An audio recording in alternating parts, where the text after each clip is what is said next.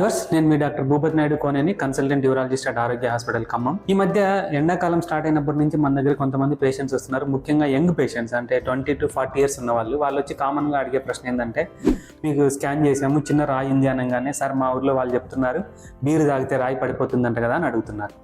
ఇది కొంచెం problematic situation. ఏంటంటే వాళ్ళు ఏమనుకుంటారు అంటే, బీరు తాగడం వల్ల జనరల్గానే యూరిన్ అనేది ఎక్కువ ప్రొడ్యూస్ అవుతుంది. అది బీరు అనేది డయూరిటిక్ అంటాం. సో యూరిన్ ఎక్కువ ప్రొడ్యూస్ కావడం వల్ల ఆ యూరిన్లో రాయి కొట్టుకొని వచ్చేస్తుంది అనుకుంటుంటారు. అది మేబీ ఒక 10 మందిలో ఒకరికో ఇద్దరికో జరగచ్చు, కానీ మిగిలిన 8 మందికి జరిగే నష్టాలు ఎక్కువ ఉన్నాయి. సో ఇది ఒక అపోహ. ఆ నష్టాలు ఏంటి అంటే, ఆ బీర్ అనే దాంట్లో ఆక్సిలేట్ అనేది ఎక్కువ ఉంటుంది. మీరు రోజు ఎక్కువ తాగడం వల్ల ఆ బీర్ ఇట్ సెల్ఫే రాళ్ళు ఫామ్ కావడానికి కారణమవుతుంది. రెండో పాయింట్ ఏంటి అంటే, మీ రాయి సైజుని బట్టి మీరు అది వాటర్తో పడిపోతుందా లేదా అని చూడాలి. ఇప్పుడు ఫర్ ఎగ్జాంపుల్ కొంచెం పెద్ద రాయి ఉండి పైప్లో స్టక్ అయిపోయింది అనుకోండి, మీరు బీరు తాగి యూరిన్ ఎక్కువ ప్రొడ్యూస్ కావడం వల్ల ఇంకా కిడ్నీలో వాపు ఎక్కువ, ఇంకా పెయిన్ పెరగడం, కిడ్నీలో ఇన్ఫెక్షన్ పెరగడం, లాస్ట్ కిడ్నీ ఫెయిల్ అవ్వడం కూడా జరుగుతుంది.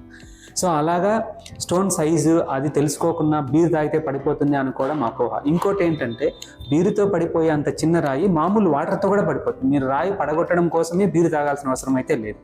సో జస్ట్ వాటర్ తీసుకోండి. ఎస్పెషలీ సమ్మర్ సీజన్లో 3 to 4 liters వరకు వాటర్ తాగాలి.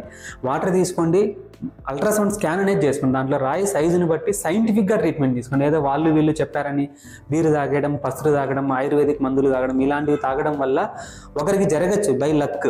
అది ఖచ్చితంగా లక్కే అంటాం, కానీ 9 members కిడ్నీలు ఫెయిల్ అయిన వాళ్ళని కూడా చూస్తుంటాం మనం. సో ఇది ఖచ్చితంగా నేనైతే అపోహనే చెప్తాను. ఎటువంటి బీరు జోలికి వెళ్ళాల్సిన అవసరం లేదు.